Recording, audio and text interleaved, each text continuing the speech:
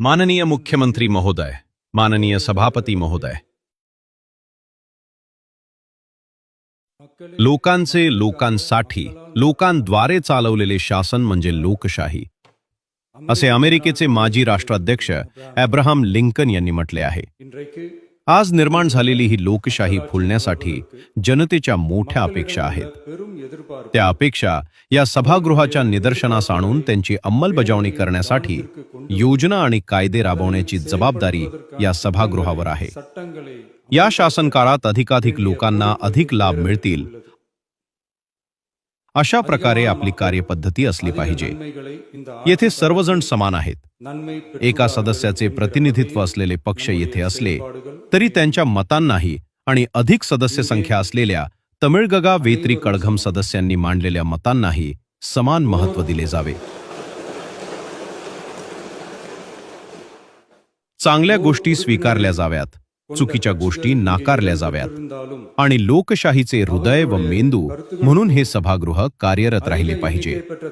अशा गौरवशाली आणि ऐतिहासिक परंपरा असलेल्या या सभागृहाचे संचालन करण्याची क्षमता असलेल्या व्यक्तीलाच तमिळगा वेत्री कळघमने प्रस्तावित केले आहे आणि आपण आज या आसनावर विराजमान आहात. माननीय सभापती महोदय, आपण सभापती म्हणून एकमताने निवडले गेले आहात. आपल्याला या आसनावर माननीय मुख्यमंत्री आणि विरोधी पक्षनेत्यांनी हात धरून आणून बसवले. ही परंपरा कशी सुरू झाली हे सांगितले तर रोचक वाटेल.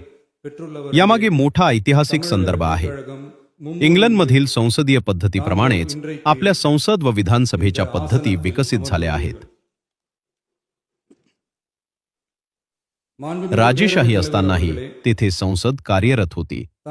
त्या काळात सर्व अधिकार राजाकडे असत, पण संसदही चालत असे. राजा एखादे कार्य करावे अशी इच्छा व्यक्त करी, पण संसद अनेकदा त्यास नकार देई. राजाच्या इच्छेला संसदेनं नकार दिला आहे हे राजाला सांगण्याचे काम संसदाध्यक्ष अर्थात स्पीकर यांचे असे. त्यासाठी मोठे धैर्य लागे. त्या काळात राजाला कोणत्याही प्रजेला मृत्यूदंड देण्याचा अधिकार होता. त्यामुळे राजाच्या इच्छेला संसदेनं नकार दिला आहे हे सांगणाऱ्या स्पीकरला मृत्यूदंड देण्याचे आदेश अनेकदा दिले जात. त्याचे शिर छाटून टाका असे आदेश दिले जात. हे अनेकदा घडल्यामुळे कोणीही स्पीकरपद स्वीकारण्यास तयार नसे.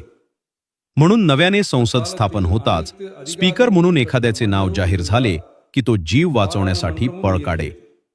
तेव्हा मुख्यमंत्री आणि विरोधी पक्षनेते त्याला थांबवून त्याचे हात धरून ओढत आणून त्या आसनावर बसवत.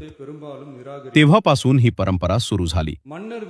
लोकशाही व्यवस्था निर्माण झाल्यानंतरही ही परंपरा आज तागायत सुरू आहे. निश्चितच तमिळगा वेत्री कळघमचे सर्व सदस्य आपल्याला सहकार्य करतील याची मी या क्षणी हमी देऊ इच्छितो. सभागृहाचा मान, प्रतिष्ठा आणि सदस्यांचा सन्मान जपण्याची जबाबदारी आपल्यावर सोपवली गेली आहे. तात्पुरत्या सभापतीपदाची जबाबदारी अत्यंत उत्तमरित्या पार पाडणारे आपले सदस्य श्री मूवी करुपय्या यांना भेटण्यासाठी मी काल गेलो होतो. तेथे माजी सभापतींची छायाचित्रे पाहताना आणि त्यांच्याविषयी जाणून घेताना मला खरोखर अभिमान वाटला. आदर्श ठरलेले श्री जे Shivashanmugam Pillai, doctor U Krishnarao, Shri S Challapandian यांच्या परंपरेत बसणाऱ्या योग्य व्यक्तीलाच आपण निवडले आहे याचा मला अभिमान आहे. त्याचप्रमाणे आपल्या उपसभापती महोदयांची देखील पार्श्वभूमी साधीच आहे. आपण दोघेही सामान्य कुटुंबातून आलेले असून जनसेवेची भावना मनात ठेवून कार्यरत आहात. गुण पहा, दोष पहा आणि त्यात अधिक काय आहे ते ओळखून निर्णय घ्या. या तिरुवल्लुवरांच्या वचनानुसार विधानसभेची कामकाजे शिस्तबद्ध, शांततापूर्ण आणि सुसंस्कृत पद्धतीने चालतील. तसेच लोकशाही मूल्ये आणि नियमांचे संरक्षण केले जाईल असा मला विश्वास आहे. या सभागृहाला आपण दोघेही नक्कीच गौरव प्राप्त करून द्याल. राजकारणापलीकडे जाऊन माणसांचा सन्मान करणारे संस्कार रुजले पाहिजेत. तमिळ संस्कृतीचा गौरव केला गेला पाहिजे. सभागृहाची परंपरा, प्रतिष्ठा आणि सन्मान जपला गेला पाहिजे. या चांगल्या उद्देशाने आपण स्वीकारलेल्या पदांचा सन्मान आपण दोघेही राखाल असा मला पुन्हा एकदा विश्वास व्यक्त करून मी माझे भाषण समाप्त करतो. धन्यवाद. नमस्कार.